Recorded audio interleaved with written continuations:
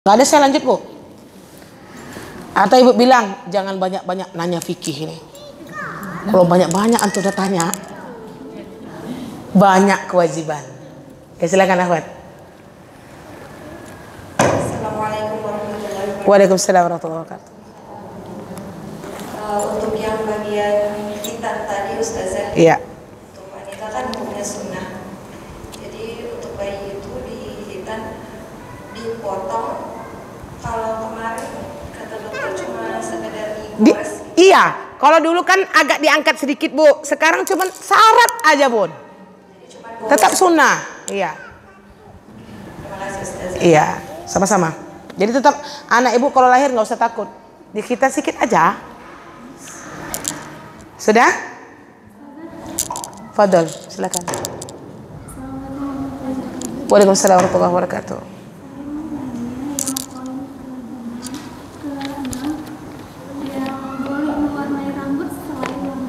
Iya. Karena kami keturunan yang ubatnya cepat nih Ustazah. Iya. Iya, sedangkan ibu saya aja dari SD itu udah tumbuh ubatnya gitu. Jadi di rumah orang tua sering mewarnai rambut gitu Ustazah. Karena dia tahu tidak boleh warna hitam, sering warna-warna yang coklat. Gak apa-apa, brown. Tapi alhamdulillah ibu saya memang hijab. Saya mau bertanya, ada pernah mendengar kalau kita memakai bigen itu katanya tidak bisa masuk wudhu. Pori-pori ya? Oke, saya jawab. Jadi warna yang seperti apa yang diperbolehkan kita menggunakannya? Baik, sama-sama. Akhwat, warnanya nggak masalah, bahannya yang masalah. Nah, kalau bahannya memang yang menyatu dengan daging, menyatu dengan rambut itu nggak masalah. Tapi kan ada bigen yang keras. Ya di sini pula taruhnya nih ya. Ini fardu wudu nggak? Fardu wudu, kemudian bisa dikikis bahannya itu. Itulah yang pori-pori tidak masuk. Tapi kalau di salon Kaona dan di mana itu aman insya Allah. Ini dia menyatu insya Allah. Kalau henna itu bagus dia, cuman henna ini kekurangannya dia dengan mukena tuh kalau basah lengket. Nah itu aja. Yang paling bagus tuh henna. Kenapa? Karena henna itu pasti dia menyatu dengan rambut dan dengan daging. Jadi nggak masalah di air wudu. Henna. Cuman yang saya tegur antuna yang kuku-kuku yang warna-warninya. Kalau di dalam fikih wanita kita buka bab fikihnya, memakai kutek perempuan boleh memang. Dulu di zaman Rasulullah pakainya daun pacar namanya henna. Boleh perempuan kukunya berwarna boleh, tapi Aisyah nggak suka. Makanya Rasulullah mendiamkan. Ketika ada sahabat yang memakai itu boleh. Cuman sekarang yang saya hati-hatikan ke ibu, pastikan bahannya tidak bahan yang bisa dikikis. Kalau kutek-kutek kita dulu di zaman kita kecil kan yang bisa dikikis tuh warna pink, merah, krek. Ya kan? Dia bisa dikikis. Ini pori-pori nggak masuk Bu. Ini fardu wudu. Nah itu aja yang mau kita koreksi ya. Nah. Wallahu a'lam bishawab. Boleh, makanya kita kaji bab berhias nih betul. Boleh tapi hati-hati. Oke, lanjut ya. Yang kedua, tadi yang pertama sunnah fitrah, itu ya, bisa dipahami kan? Yang kedua, akhwat, menyambung rambut dan tanam bulu mata. Saya kaji ini boleh apa enggak nih? Kita bahas bab berhias dulu nih. Abu Hurairah radhiyallahu an, Allah melaknat perempuan yang menyambung rambut dan meminta untuk disambung rambutnya. Muttafaqun alaih. Haram seorang wanita muslimah menyambung rambut dan tanam bulu mata. Tanam bulu mata tahu? Mana bulu mata? Apa namanya? Nama saya nggak tahu nih. Makanya ibu-ibu yang pergi taklim, kalau dia pakai bulu mata palsu, saya suruh buka tuh. Pernah tuh satu komunitas kayak gitu. Yang pakai bulu mata palsu buka, Ustazah nih.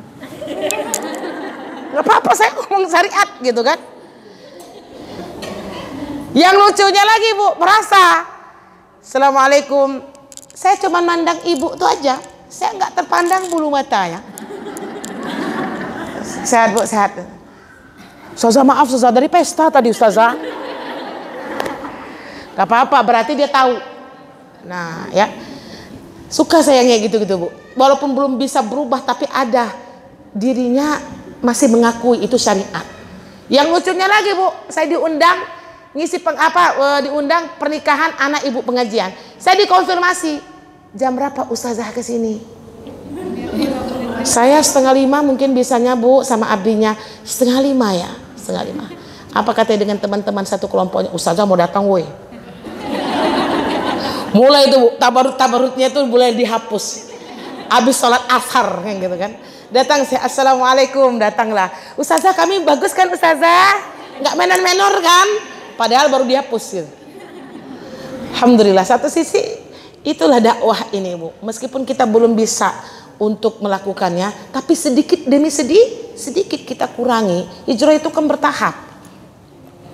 Tapi saya nggak tahu sampai kapan Ibu bertahap. Karena usia kita tak tahu akhwat. Karena ini sebuah hal yang dilaknat oleh Allah. Cuman di bab beriasi saya tadi tetap sempat pesimis nih. Jangan-jangan banyak yang nggak datang. Karena judulnya ngeri gitu. Dan saya pernah di-off-kan sedang ngaji bab tabarut, di-off-kan. Di-off-kan tuh ibu ketuanya nelfon. Zah, besok judulnya kita ganti aja Zah. Ibu direktur keberatan judul Ustazah berat. Ya minta siapa? Saya bilang. Ya, itu ya akhwat ya. Kita lambat-lambat, tapi ada usaha untuk meninggalkan sedikit demi sedikit. Nah.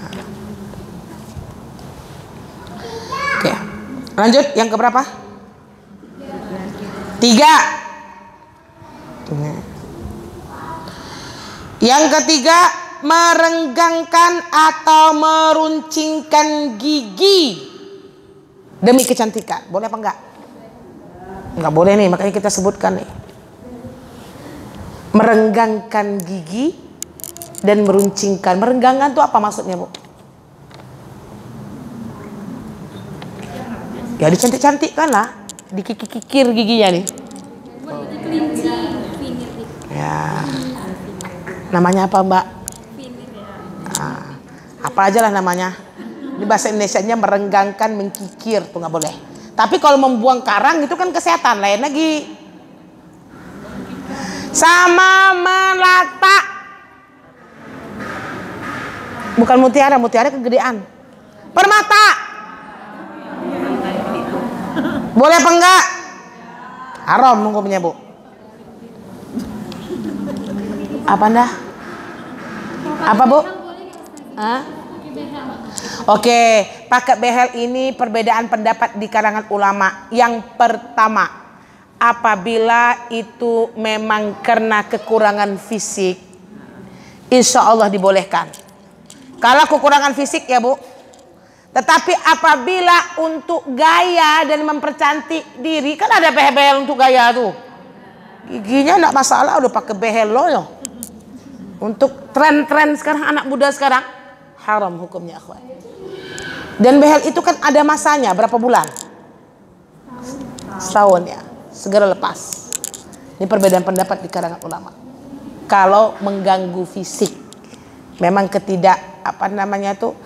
ketidakkesempurnaan bahasanya ya. Nah, begitu juga dengan operasi plastik. Kalau operasi plastik itu karena tidak sempurna, itu boleh.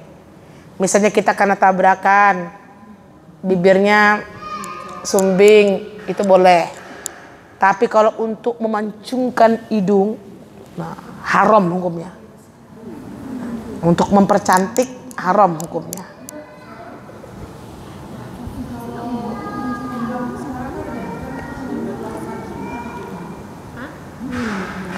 Kalau itu permintaan suaminya, bismillah, Dek, udah plong Dek, nggak enak dan sebagainya.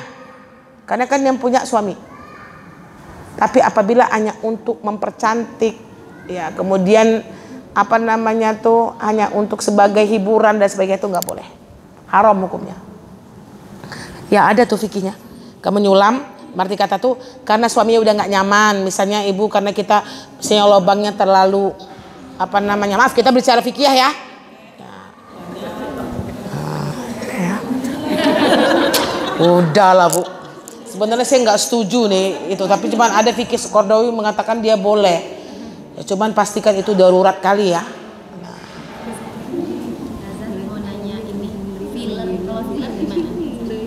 Filler itu apa bahasa Indonesianya? Terangin saya dulu.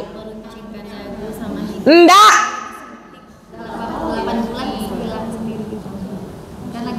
Mempercantik kan? Kalau mempercantik enggak boleh. Intinya itu ya. Iya. Walaupun sementara ya. Walaupun temporer. Nanti kan pesek-pesek lagi gitu. Astagfirullah. Enggak boleh, enggak boleh. Kalau mempercantik diri, nanti saya bacakan ayat Allahnya. Wala umarnahum tadi, nanti saya bacakan ayat Allahnya. Kaji dulu ya. Gigi palsu Bu Opi, kalau dia kekurangan geraham, nggak bisa ngunyah, pakailah. Nah, dimaafkan di dalam fikih karena kekurangan, nggak bisa mengunyah dan sebagainya. Sampai di mana tadi Bu? Gigi ya. Merenggangkan atau meruncingkan gigi. Rasulullah SAW bersabda, hadisnya duet dengan mencabut alis. Rasulullah melaknat orang-orang yang memasang tato. Tato juga nggak boleh. Menajamkan giginya. Ini hadisnya Bu. Mencabut alis mata dan mengubah ciptaan Allah. Hadis Nasa'i 5253. Silakan dibuka hadis ini.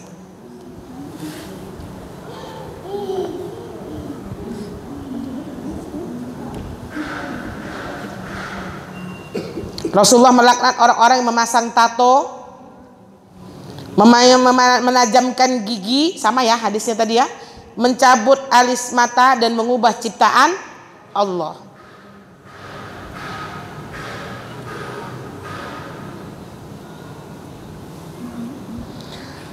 Lanjut Bu. Buat aja mencukur atau mencabut alis. Hadisnya sama yang di atas tadi. Berarti cukur alis boleh nggak? Apalagi nyulam. Zah, saya udah terlanjur nih, kayak mana nih Zah? Istighfar sama Allah, saya bilang. Biar aja lah Bu, nggak beraturan. Begitu pula Allah menciptakan kita. Itu yang membuat kita cantik. Itu Allah sudah ciptakan kita sesuai dengan face muka kita. Walaupun hidung kita pesek, ngapa kita bisa cantik? Kayak gitu kan? Pasti sesuai dengan matanya, pipinya. Nggak usah mudah.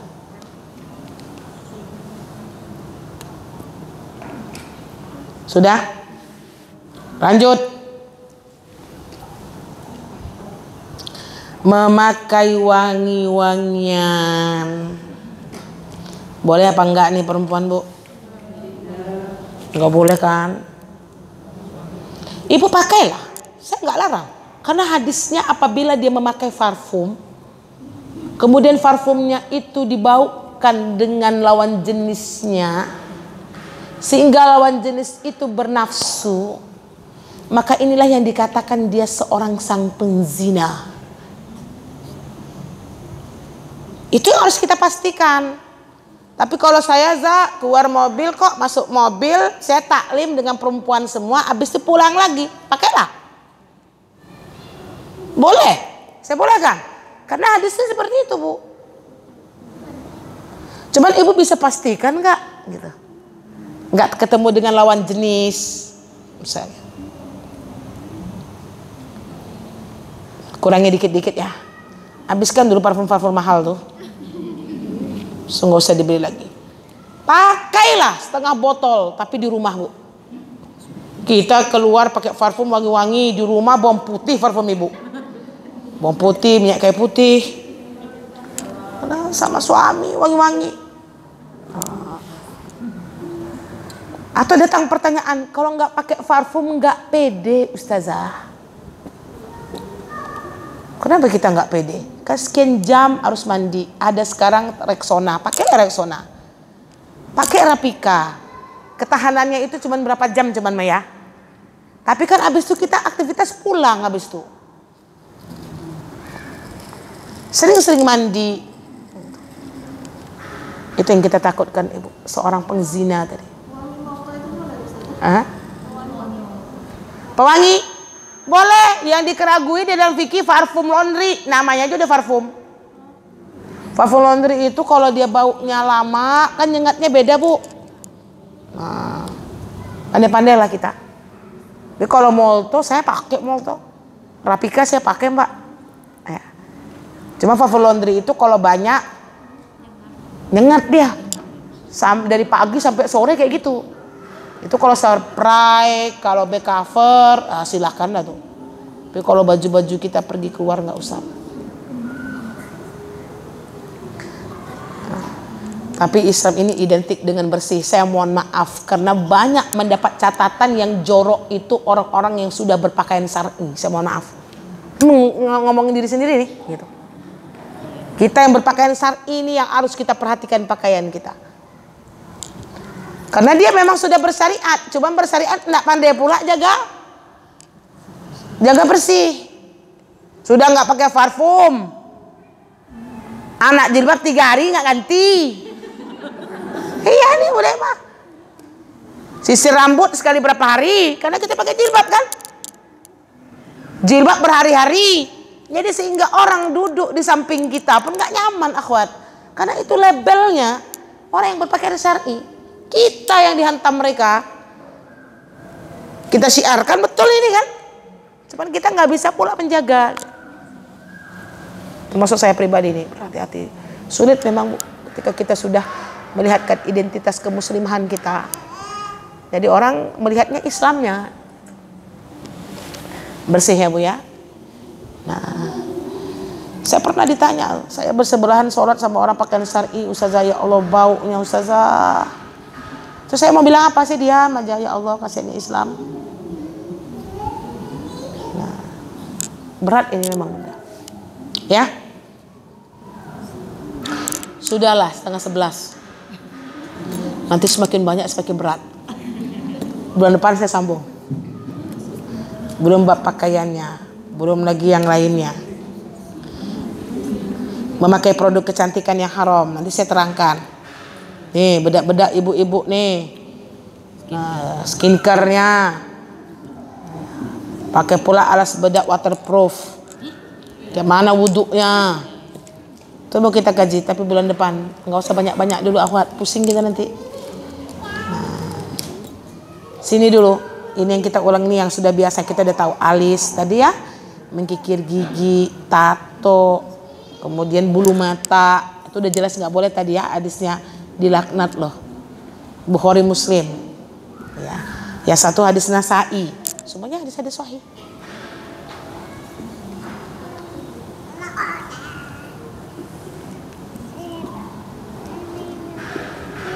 Kenapa? Karena itu semuanya kerjaan syaitan Bu. Wala umurannahum fala yughayyirannallah ya khalqallah. Dan aku syaitan suka suruh mereka mengubah ciptaan Allah. Lalu benar-benar mereka mengubahnya. Tuh. Itu surat An-Nisa ayat 119. Insyaallah bulan depan kita sambung yang dimaksudkan merubah ciptaan Allah tadi. Wallahu a'lam bishawab. Cukup pengurus? Ada pertanyaan? Tapi di sini aja dulu Bu, jangan tanya kemana-mana dulu. Di bab ini dulu. Ya silakan. Oh baik, subhanallah. Alkohol itu di dalam fikih dia tidak boleh ditamla, tapi boleh dipakai. Paham? Alkohol tuh Bu, akhwat, dia tuh nggak boleh tuh dimakan. Kalau dipakai insya Allah boleh. Ibu facialnya pasti ada alkohol tuh. Embody ibu pasti ada alkohol. Dibawa sholat nggak? Dibawa sholat. Begitu juga parfum yang alkohol atau non alkohol insya Allah dia aman. Tapi perempuan yang nggak aman, dia nggak boleh pakai apabila dia bersama dengan laki-laki. Berarti untuk sholat diperbolehkan Ya ya? kenapa? Bawa sholat misalnya. Boleh. Baju kita gunakan untuk sholat. Boleh, makanya disampaikan alkohol itu nanti di bab najis itu dijelaskan. Alkohol itu dia tak boleh ditamla. Ditamla itu berarti ditelan. Berarti apa? Obat aja kalau ngandung alkohol itu hukumnya haram kalau tidak darurat. Tuh, makanan yang mengandung alkohol apalagi Bika Ambon yang ibu beli ada air niranya tuh masih itulah ya. Air nira masih boleh lah.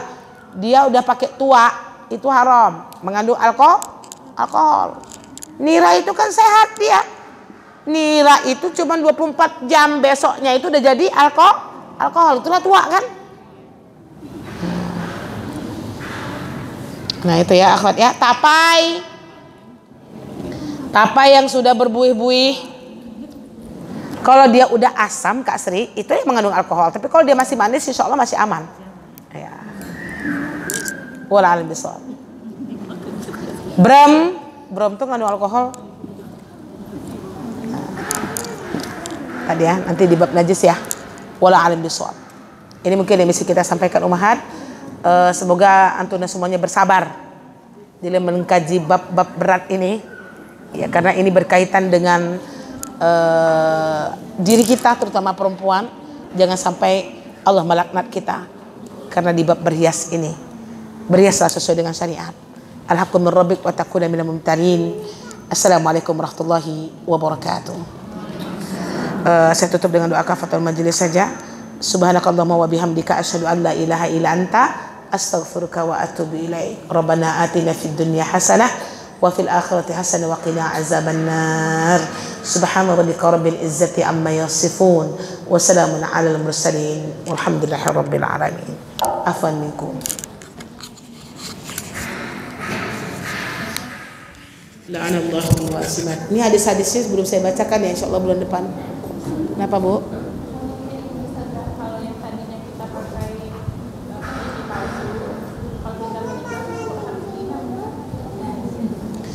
Sekarang kan ada gigi palsu yang ditanam ya, maka itu di dalam fikih insya Allah itu dimaafkan apabila kita tidak sempat untuk membukanya. Sulit itu nyakitin si mayat, Bu. Pakai behel pun ibu suruh buka nyakitin mayat. Insya Allah kalau dia darurat dimaafkan di dalam fikih. Spiral biasanya saya 2 kali mandikan mayat dia turun sendiri.